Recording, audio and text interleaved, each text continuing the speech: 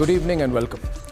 Ladies and gentlemen, we cannot be a developed nation if we do not have law and order across the length and breadth of the country.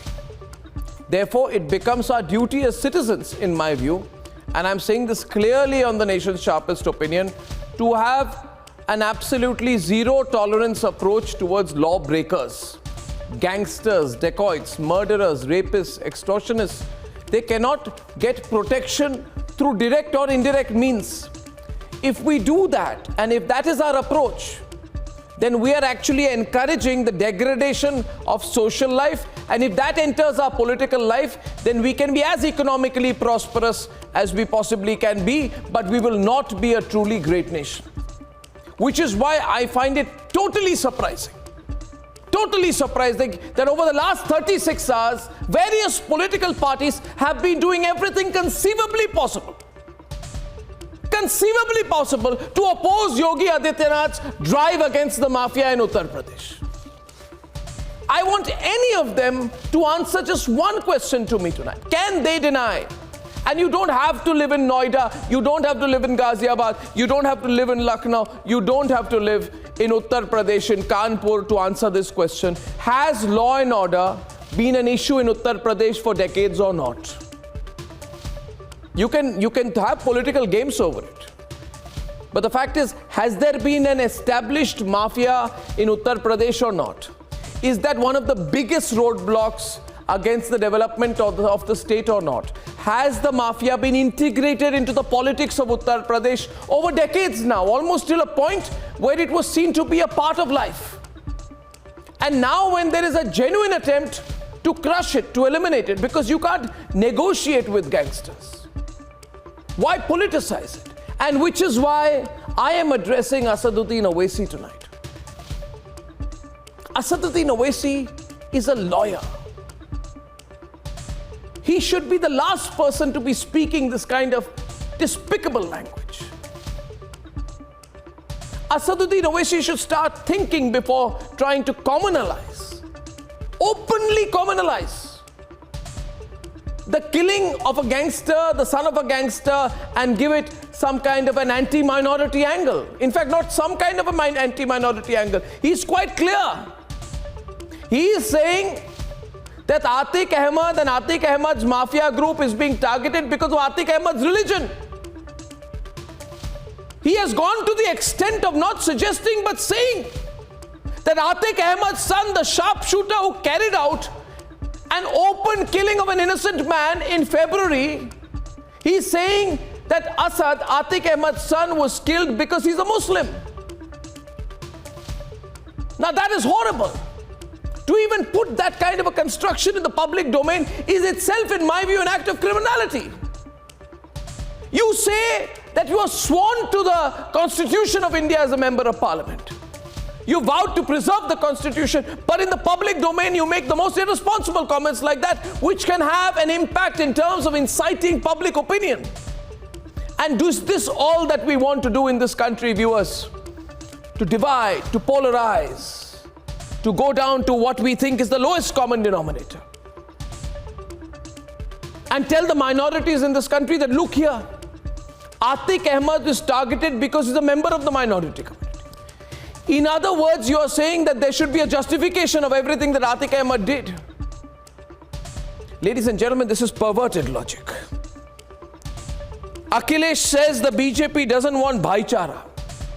My counter to that is, what kind of bhaichara would Akhilesh want us to have with the mafia?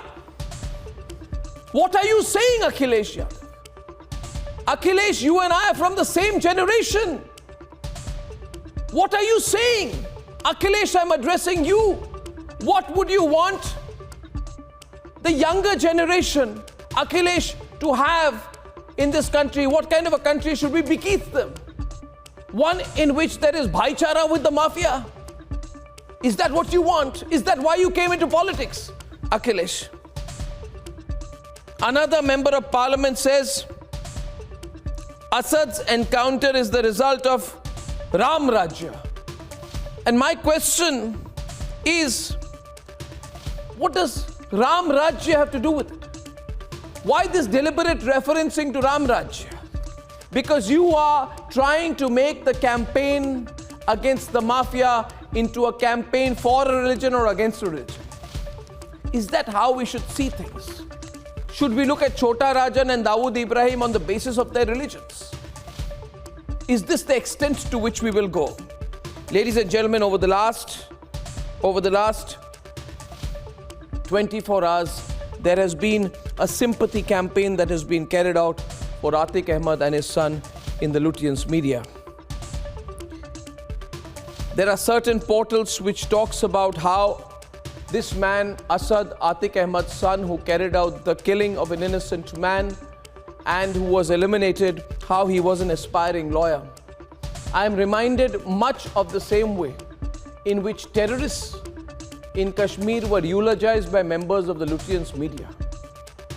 An upcoming student, a sharp man, he knew how to use technology, and the Indian government forced him to become a terrorist. We've seen those kind of justifications.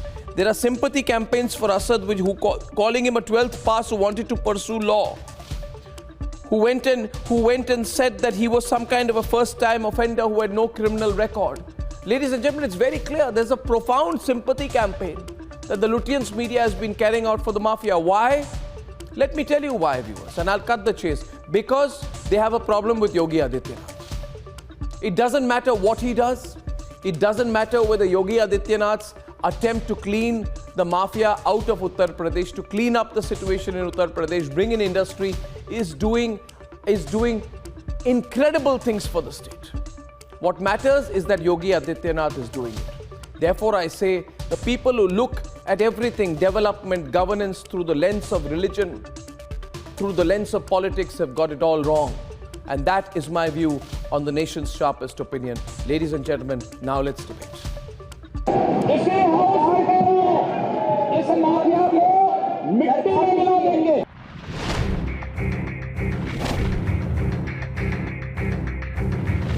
April 13th, Asad Ahmed's son Asad and his accomplice were gunned down in an encounter. FIR states the circumstances that led to the encounter, how the gangsters were cornered and how the police were forced to open fire in self-defense after the two accused in the Umesh Pal case refused to surrender. Republic reporting from the encounter site and showing you the exclusive visuals of bullet. This is the second bullet which we have traced from encounter site. This bullet is lying here until no police officials have reached to the spot to collect it. Few minutes back, police team came and collected one bullet from encounter site, and now second bullet found here. But those who allegedly gave patronage to mafias are now questioning the encounter. Bharatiya Janata party चुनाव को देखते हुए encounter कर रही है। सबसे ज्यादा fake encounter के नोटिस यूपी सरकार को क्यों है?